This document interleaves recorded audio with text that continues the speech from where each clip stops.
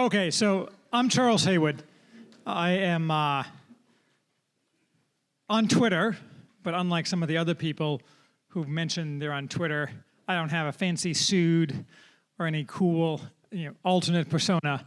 I'm just Charles Haywood. Well, technically it's at The Worthy House because that's the website where I publish my musings and rantings. So I don't have a relevant Twitter following. I have a few followers, but Elon Musk did like a tweet of mine the other day. So my life is made. So I'm not sure how common that is. I didn't really look into it, but it was kind of nice. I felt validated in all my life's choices. And so little known Haywood facts. Once I used to run a shampoo business. That is a fairly well-known fact. But I taught for 10 years at the Purdue University Krannert School of Management. So I taught business law and entrepreneurship. And so that's one of the places I picked up this habit of pacing around when I talk. And every so often in the reviews that people would give me, they would say, "Can you stop walking around?" And the answer is no. I'm afraid I'm going to have to walk around because I like walking around. The proudest part of my teaching career, I'll get to the point of the speech here eventually, which is the need for men-only spaces. But I'm getting there in a roundabout way. So my proudest moment at Purdue was I was rated on ratemyprofessors.com. And I was rated highly because I was a nice professor and I gave easy grades and I was fun. But the proudest part was not the whatever 4-star ranking I had, but the fact that this was 15 years ago. Back then, ratemyprofessors.com or myprofessor.com gave you a chili pepper if the students thought you were hot. And so I had a chili pepper. This was like a source of infinite pride to me. I would tell like random strangers at parties, did you know that I have a chili pepper? And then one day, the chili pepper disappeared. Not because I wasn't hot anymore, because I had aged out or something, which is true perhaps, but neither here nor there, but because chili peppers are no longer allowed. And I'll come back to that in a little bit. So the topic here is, which I'm mostly ad hocing, but I do have these notes which I'll kind of pay attention to, maybe something like that. The topic is the need for men-only spaces. And just as a side note, I do have 5 children, so I have, if people are giving bona fides, large segments of what I'm going to talk about here today are actually fed to me by my wife, who is not here, unfortunately, because it would be too much of a clown show to bring all the children here and so on. But she's interested in this topic as well as me. So the men-only spaces. We all kind of know, and we've seen today all these different statistics along different axes, some of which I trust, some of which I don't, that masculinity is in crisis. And by that I don't necessarily mean the statistics, but if you go anywhere, you can see that if you go anywhere outside of this room, where all the men are, of course, hypermasculine. But if you just go like randomly down the street, or like if back in the day when I used to go to Target, I mean, nobody goes to Target anymore, right? Because they're a bunch of commies with like dancing trannies all over. But if you went to Target, you would look at their advertising, and it was all feminized men. And if you walk down the street, my wife was saying this yesterday, or the day before yesterday. She saw some dude getting his mail out of the mailbox, and he was all well-kempt and put together, but he was totally beta. That is, there are an enormous amount of men out there in the world, successful men, unsuccessful men too, but people who present as kind of successful men who are lacking in masculinity. And so you're like, well, this is the natal conference, not the, men's conference. Why do you keep hammering about men? And the answer is because fundamentally, in order to have children, you need to have masculine men because that's the kind of man that women want to be with. Now, I say be with. My wife wanted me to use other terms of a more, communicative nature, and I almost did that. And after Peachy's speech, I almost did that again. But you can just fill in the blanks, right? We don't get any kids unless men are masculine. And the only place that, not the only place, but the main place that's possible for men to learn masculinity is in men-only spaces. I mean, this used to be obvious in the sense that the all of society was designed around men and women having separate spheres and separate spaces. And by separate spaces, historically at least, and we'll talk about what it means for the future, by separate spheres, I don't mean that men would, on alternate Tuesdays, get together and talk to other men, or Sundays at church with a men's group. Or there was a brief vogue, I think in the 80s or 90s, with this guy, Robert Bly, where like men would go out in the woods and bang drums and talk about how masculine they were. Does anyone remember that? Does anyone remember when Matthew McConaughey was caught high playing nude bongos with another dude? That's not what I'm talking about. Do people remember that? The Matthew McConaughey thing? Look it up, it's true. So, I mean, weird like little lacunae in history. So the point is that men-only spaces are the kind of place where men can develop masculinity. And you can have different definitions of masculinity. By that, I don't mean you can have your truth about masculinity. I mean, verbally, you can have different definitions, but everybody knows fundamentally what masculinity is. And because these things are universal throughout human history, more or less. You take Michael Anton's Greece, and the same dude who's masculine then is more or less masculine now. It's someone who provides for his family, who protects his family, who's competitive, who's decisive, who's prone to action to a degree that may, in fact, be dangerous or counterproductive at times. And there's other indicia as well, but pretty much everybody can agree on what masculinity is, at least in its broad strokes. And there's a big element of competition in this as well, obviously. My wife always points out that men and women, in terms of masculinity and femininity, it's alien to the other, but even what those things are, kind of understanding them, it's even more alien, I think, for women with respect to men. Because, for example, I think this is universally true. I think some people might disagree with this, but I think it's universally true. When a man walks into a group setting with other men and is interacting with these men who are strangers, at least part of his brain is occupied with, can I kick these guys' ass, right? You're basically measuring yourself against other men. This is completely alien to women. So, but these things are very important to develop masculine men. And masculine men are what's necessary for more children. You can also see how masculinity works in practice by watching children. So I have 3 boys, one who's older and 2 twins who are 11. And they had 4 or 5 other boyfriends over, boyfriends, not boyfriends, this is not that kind of family, boyfriends over in the summer, and they just went out in the woods and played. They competed, they solved things together, they resolved disputes together, and all these things, they did not attempt to build consensus. They did not attempt to be agreeable. They did all the things that boys do.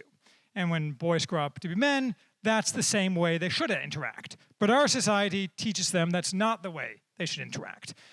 They instead try to, starting in schools, to feminize young boys. And I've seen this as well, which is why our children are in a classical Christian school. And so men are faced constantly with attempts to remove the masculinity from them. I don't want to get into a long history lesson on this, and again, you can read Peachy Keenan's book if you want to learn more about the history of feminism, but fundamentally for at least, I mean, I have no use for any wave of feminism, back to first wave feminism, but leaving that side, we can clearly say that for the past 60 years or so, women have attempted to, women meaning not all women, but feminists, people like the odious Betty Friedan, have attempted to destroy masculinity. And a key technique for that is to insist that women insert themselves into formerly men-only spaces. Not just hunting groups or bowling clubs, but also things that used to be, and probably should be again, though that's kind of beyond the scope of what I'm talking about today, though I can talk about it endlessly in things like Q&A, inserting themselves. Workplaces used to be functionally segregated by sex, for example. So a workplace might not have been a technically male-only place, but men had a different role than women, and that should be restored as well. But the entire feminist project for the past 60 years has been to end this by, not by saying we don't need men-only spaces, but by saying women need to be in men-only spaces, which is the same thing as saying men-only spaces should be destroyed. So the result over 60 years has been what we see now, which is that we have a lot fewer masculine men. And this, of course, is only one of the many contributors to the decline in birth rate, but I think it's a very important contributor to it. And it's something that I think is rarely talked about because you're not allowed to talk about it.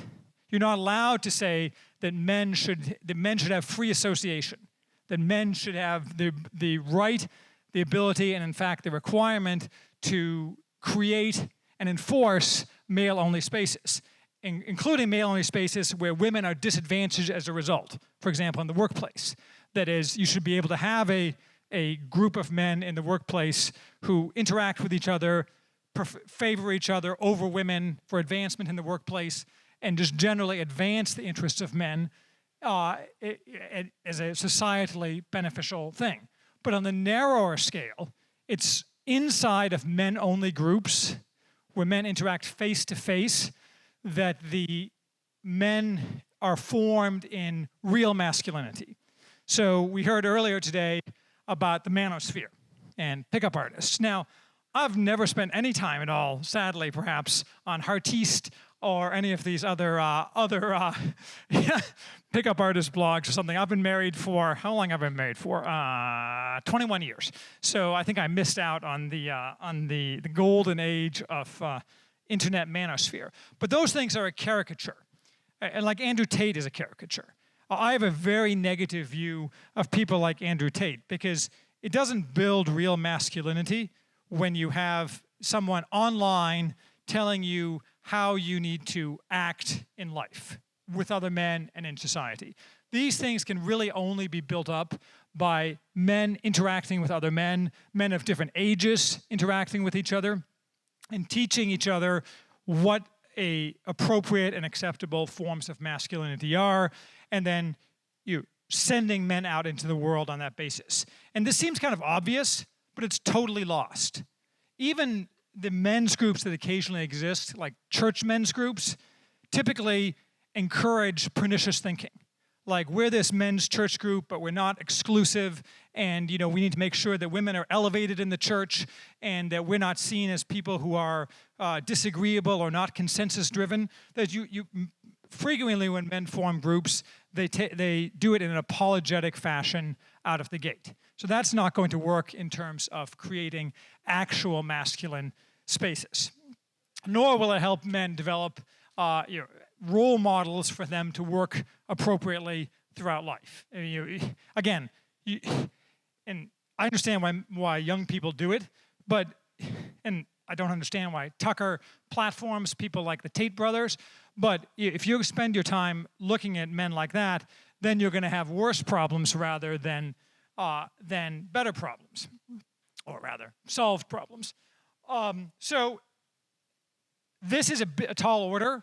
I think it was Daryl Cooper, Martyr Maid, on Twitter the other day, who was suggesting, for example, jiu-jitsu clubs as a place where men can enter, and if they work hard and are open about their abilities and learning, it's something that can really develop their skills, both practical and intellectual or psychological. But there's all sorts of places that you could have men-only groups.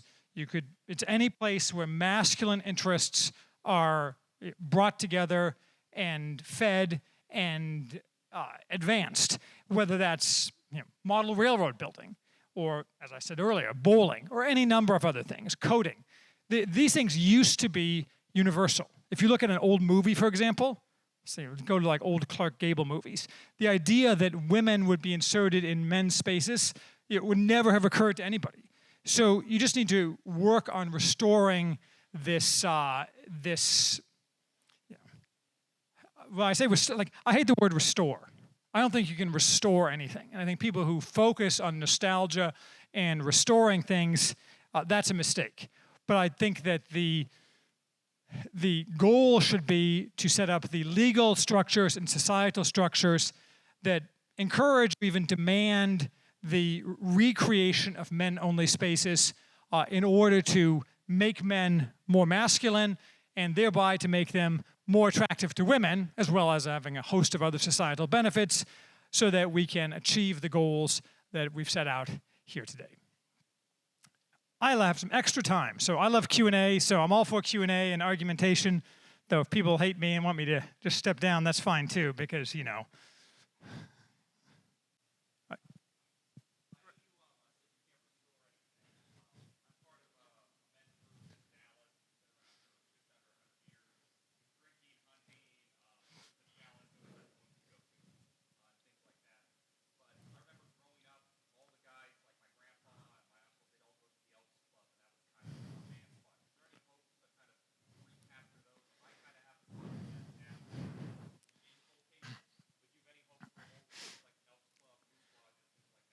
It's a great question. I don't know if I've ever heard that, but the question is, well, two-part, but is there any hope for the old line men's groups like the Elks Club or Rotary or what have you? I don't know if Rotary was strictly men's, and more generally, how can are there any seeds of this?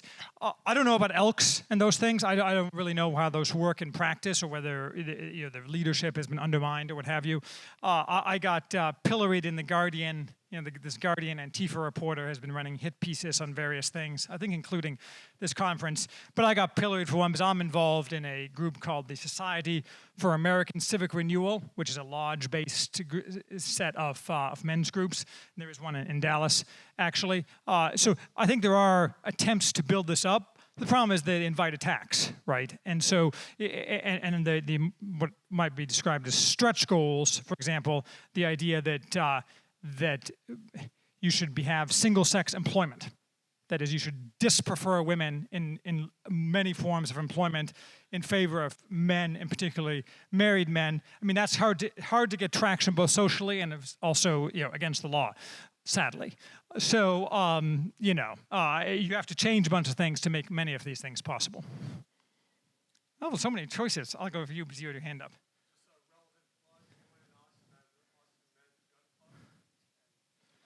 Apparently Texas is full of these places.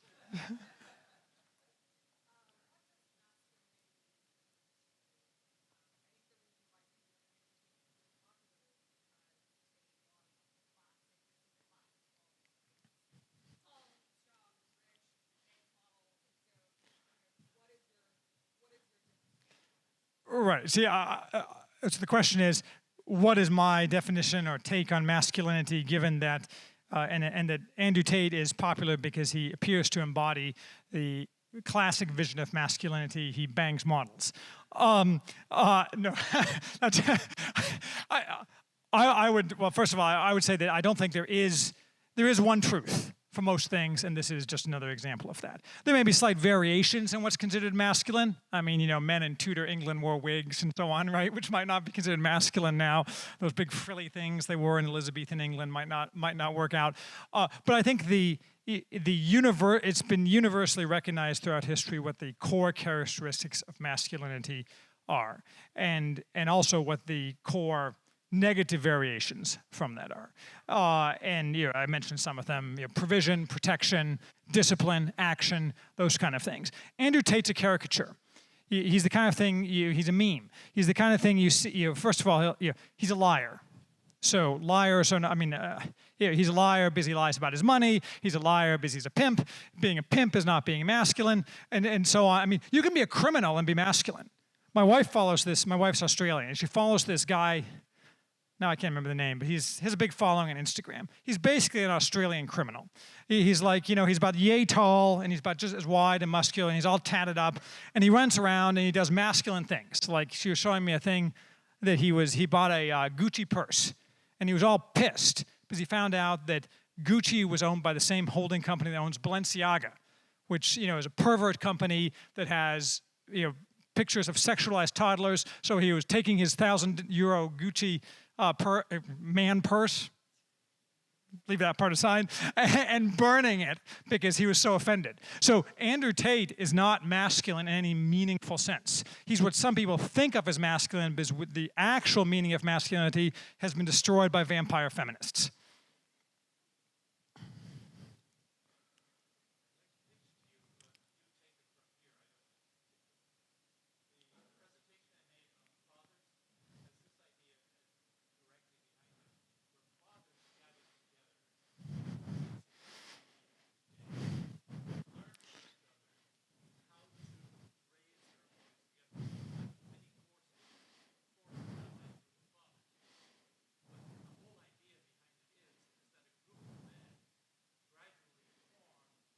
Mm-hmm.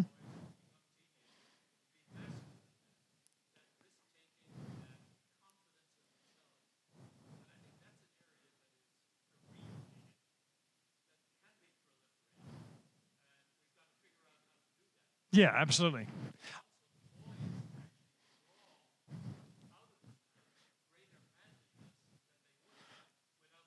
I thought your presentation was great. I will say I fell down on one aspect. My wife had the sex talk with my older boy, so I totally failed in that. I didn't inculcate any values whatsoever, at least verbally.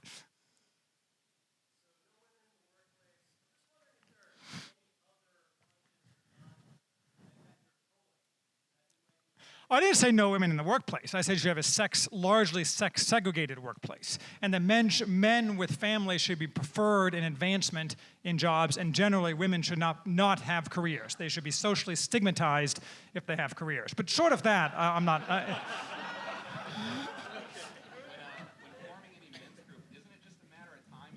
I can't hear you. You can yell.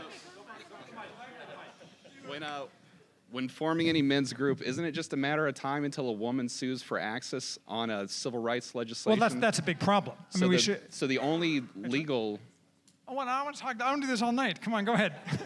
repealing the Civil Rights Act would be a necessary part. Well, the Civil Rights creating Act this. of 1964 and its progeny. The Civil Rights Act of 1964 and its progeny are probably the single most destructive set of laws in American history, and all should be wiped forever from the history of this nation. Thank you.